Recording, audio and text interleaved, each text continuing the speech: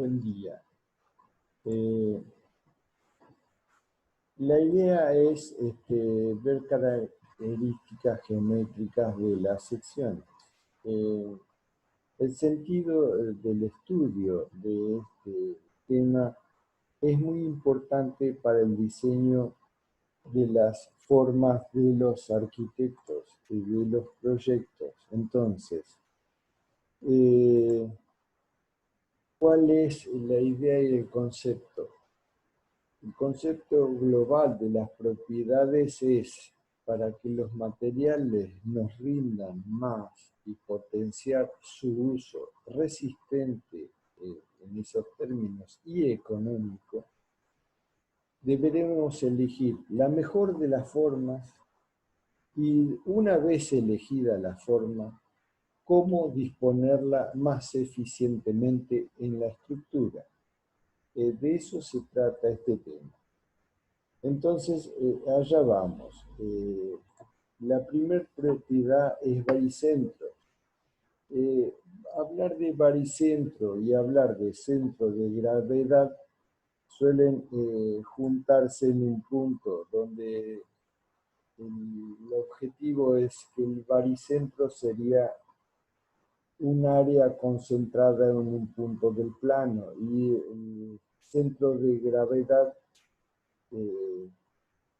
un peso concentrado en un punto del espacio. Entonces, esta es un poco la introducción de qué se trata estos temas.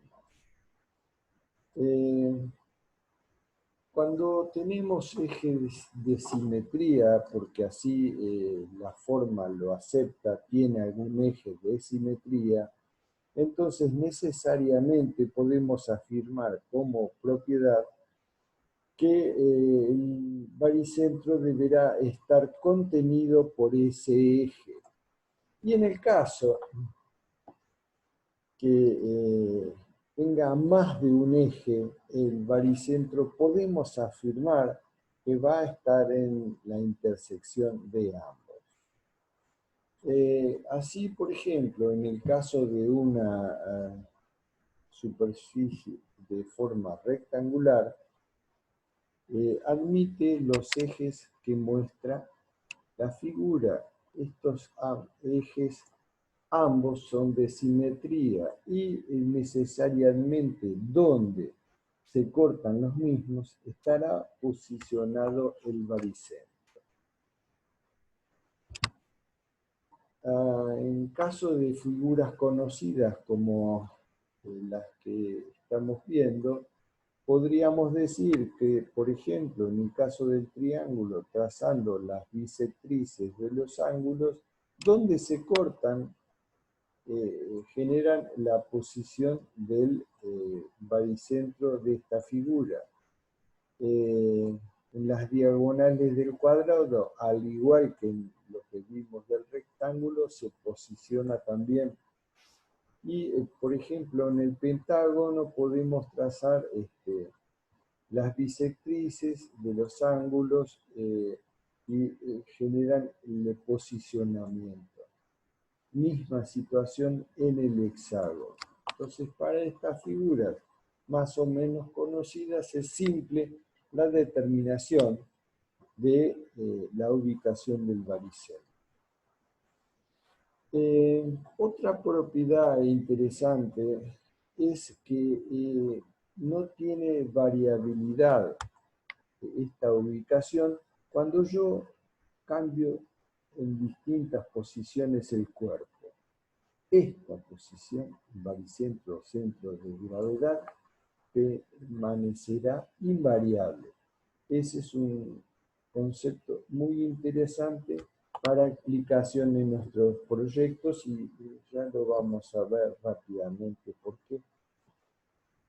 Pero en general, para la estabilidad de nuestros proyectos arquitectónicos, es de interés, es de mucho interés, dónde está esto y dónde cae, si dentro de la base, como en este caso, dentro de la base aún pero no tan en el centro, se vislumbra que no hay la misma estabilidad, y finalmente fuera de la base, donde se transformaría en un volumen menos estable, en un proyecto menos estable.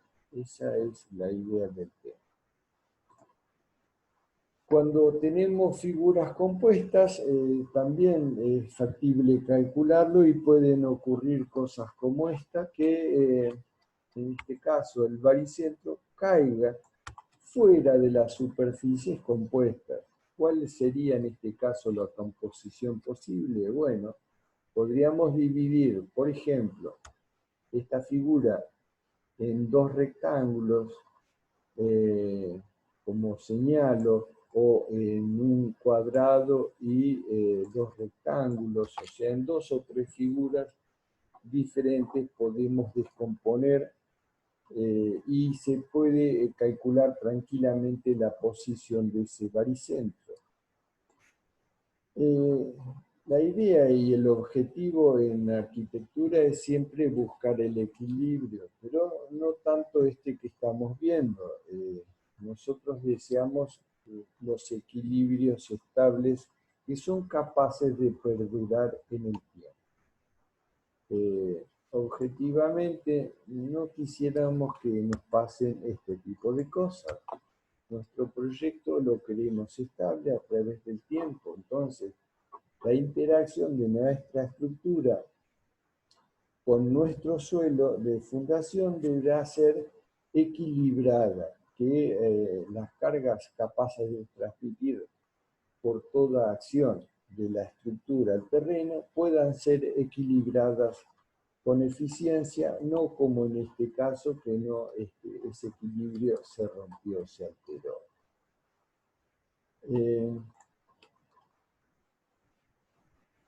En cuanto a la estabilidad de nuestros proyectos, claramente, como se muestra en la figura, si el centro de gravedad cae dentro de nuestra figura, es más estable, o sea, este proyecto será más estable que este. Eso hace imposible construir el proyecto celeste. No, perdón. No lo hace imposible. Lo que necesitamos en este caso claramente es elementos que sean capaces de contrarrestar y de sujetar equilibrando por este punto, por ejemplo, esta fuerza desequilibrada. Entonces, no es lo importante si es más o menos estable, sino cómo vamos a trabajar para tornarlo estable a través del tiempo. Ese sería el objetivo. Esto está mucho más estable claramente que esto, pero, insisto, no transforma en impracticable esto, ¿correcto? Esta es una muestra de lo que estamos señalando. Estas torres ubicadas en Madrid realmente son un ejemplo de lo que nosotros usamos y estudiamos del equilibrio. A esto quería llegar con que era interesante ser precavidos y atentos a este tema del equilibrio global no solamente de cada una de las piezas, sino de la totalidad del volumen y su factibilidad para llevarlo a cabo, ¿correcto? No es el único ejemplo. En la actualidad también en Abu Dhabi tenemos estas torres. De manera que claramente en estos casos se presenta una situación de inestabilidad que habrá que compensar con fundaciones diferentes, atentas a resolver estos problemas y posicionar el baricentro de la misma hasta tornarlo equilibrado a través del tiempo. Ese es el objetivo, correcto. No solamente por estos aspectos es importante conocer la posición del baricentro, sino que aparte del equilibrio global de un proyecto, también tenemos equilibrios locales, ¿correcto? Y nos ayuda a determinar qué tipo de esfuerzos tenemos en el caso de estar sometidos a una carga, una sección cualquiera. ¿Cómo varía el esfuerzo cuando me paro sobre el baricentro y cuando me alejo de él? ¿Cómo varían las tensiones? De eso se trata. Esto es importante a los efectos del diseño. Y vamos a ver un ejemplo. Cuando una columna es sometida a un esfuerzo que está en una carga aplicada en una posición baricéntrica como la de la figura, esto realmente hace que las distribuciones de tensiones, de esfuerzos que equilibran dentro de la pieza este esfuerzo aplicado, que sea de una distribución uniforme. Entonces, la solicitación es solo una solicitación de compresión. Esa solicitación de compresión, entonces, tiene que ver con esta posición, con la certeza de que la carga está aplicada en el baricentro. Si por el contrario, como en esta figura, la carga se corre, la aplicación de la carga se corre del lugar baricéntrico y se transforma en una carga que es excéntrica, alejada, como muestra esta figura, o sea, tenemos el eje baricéntrico y la distancia a la fuerza P que está aplicada acá. Entonces, ahí se genera una distribución y un comportamiento diferente de la pieza. Esto hace que en lugar de tener una compresión uniforme, se crezcan en importancia las tensiones de compresión en este sector, pero en el sector opuesto pueden llegar inclusive no a reducirse, sino a cambiar de signo, o sea, que pueden aparecer tracciones en la cara opuesta.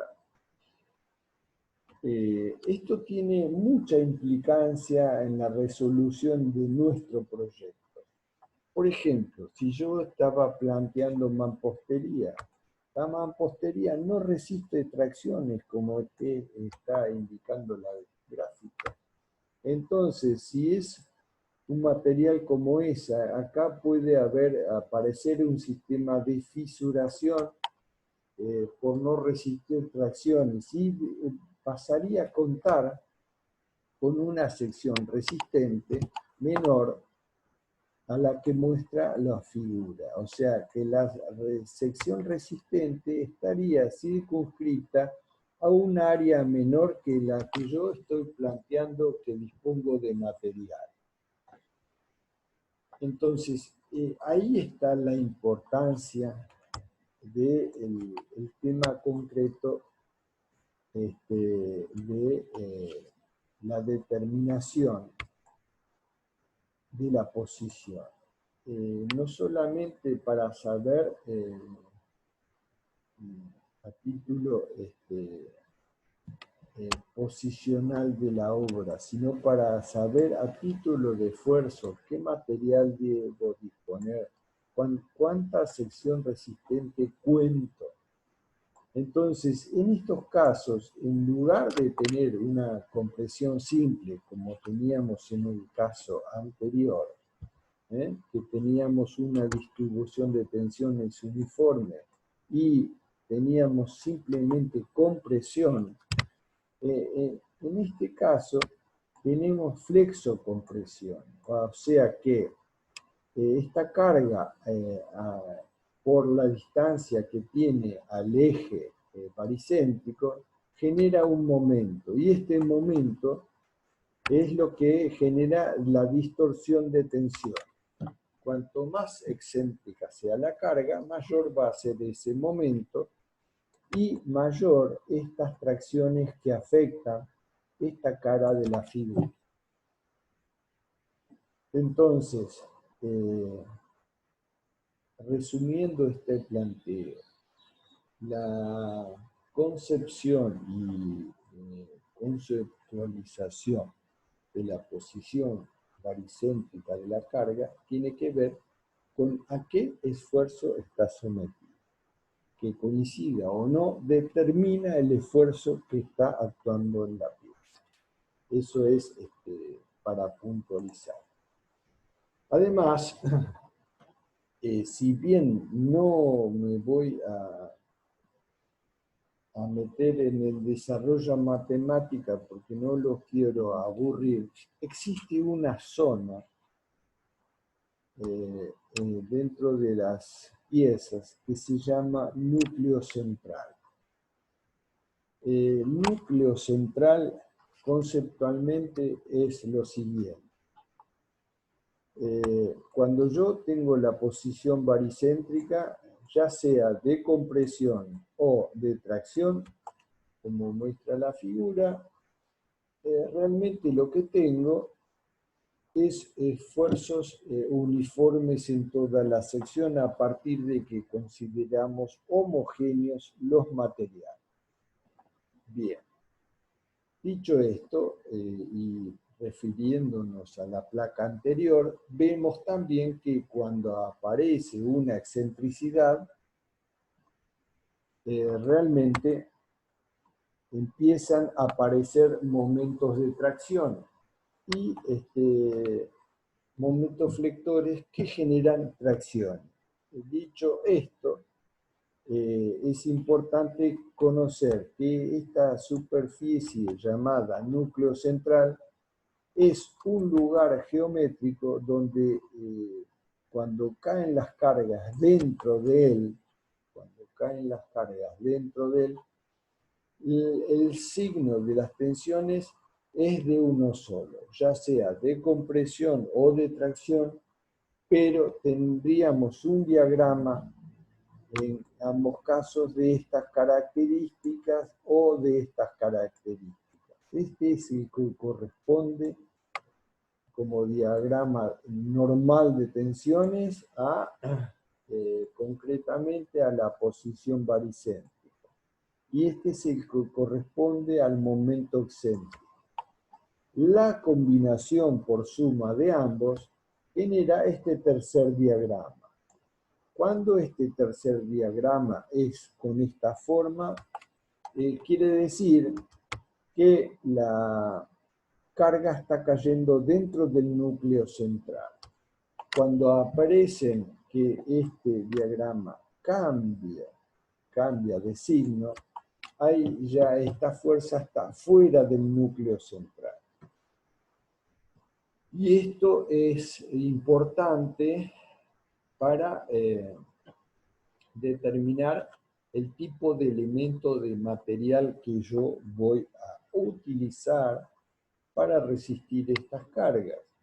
Si, por ejemplo, estamos en un esfuerzo de tracción y realmente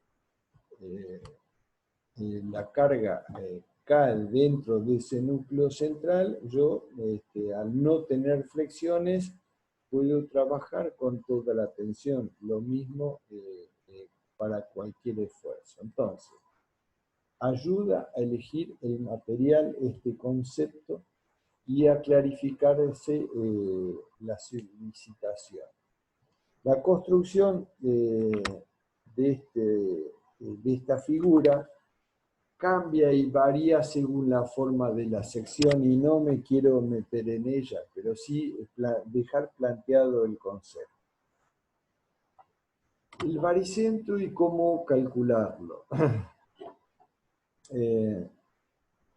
no es obligatorio recordar esto, pero como el concepto es muy simple y muy sencillo, planteo rápidamente cómo llegar a este valor. Entonces, si planteamos para un área cualquiera, podemos suponer dividida la misma en pequeñas partes, ¿no? Entonces, esta división hará que un área arbitraria cualquiera pueda dividir en pequeñas áreas, desde 1 hasta n, no importa cuántas, porque vamos a suponer que cada una de estas pequeñas áreas quede representada por una fuerza, ¿correcto? Lo que para nosotros representamos a través de un vector, generando un sistema de fuerzas paralelas, del cual sabemos hallar la resultante a esta altura. Entonces, decimos que incorporamos a la figura un par de ejes de referencia y cada área va a tener respecto del origen una distancia y respecto a esa distancia tomada respecto de cada uno de los ejes dará una distancia I sub 1 para el área A1 como brazo de palanca de esta fuerza concentrada acá. Y lo mismo para la fuerza concentrada acá, proyectada sobre el eje Y, ¿correcto? Dicho esto, el planteo general que vamos a hacer es el siguiente.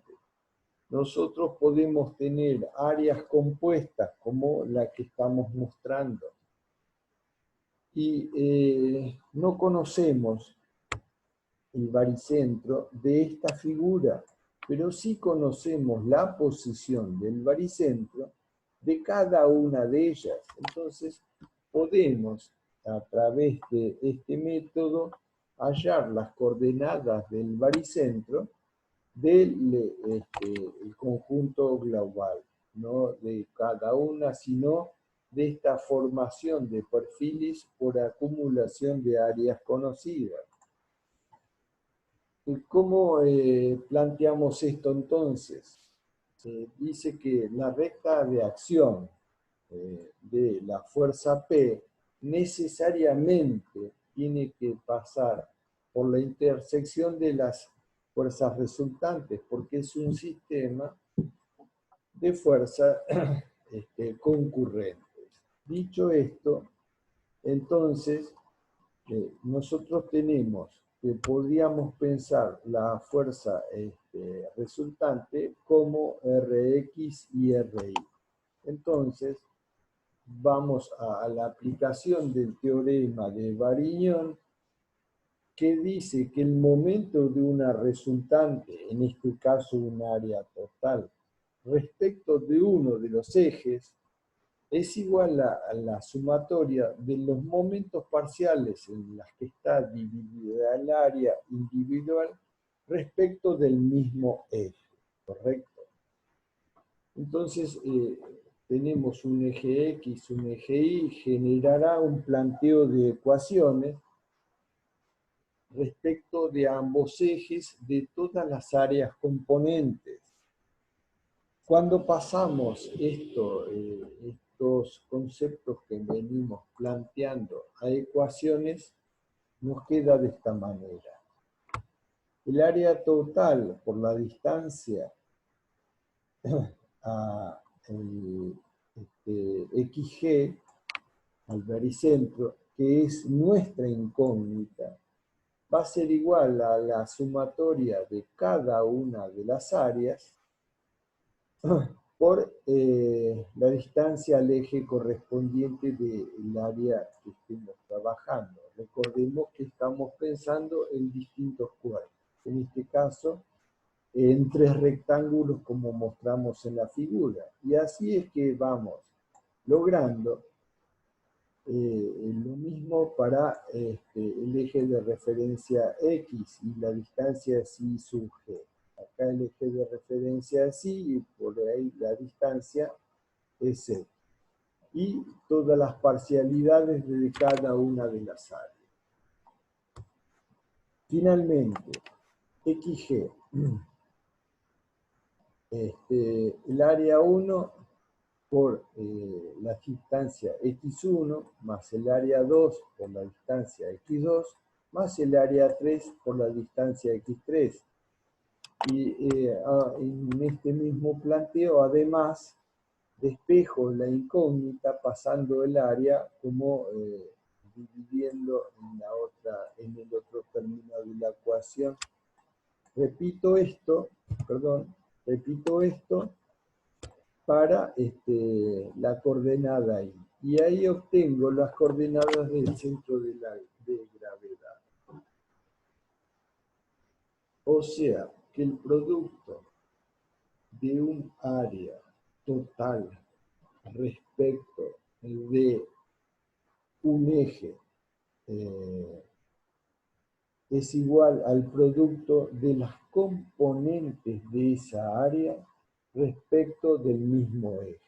O sea, eso es lo que dice cada una de estas ecuaciones. Este producto es igual a esto. Esto es valor total de la coordenada baricéntrica y del área total. Y esta es área parcial y coordenadas de cada una de las áreas. Esa coordenada es ni más ni menos que la distancia de cada uno de los rectángulos al eje con que estamos trabajando. O sea que esta área parcial tiene una distancia al eje Y y otra distancia al eje X. El producto de esta área por cada una de las distancias parciales es lo que nos proporciona, nos permite llegar a esta ecuación final.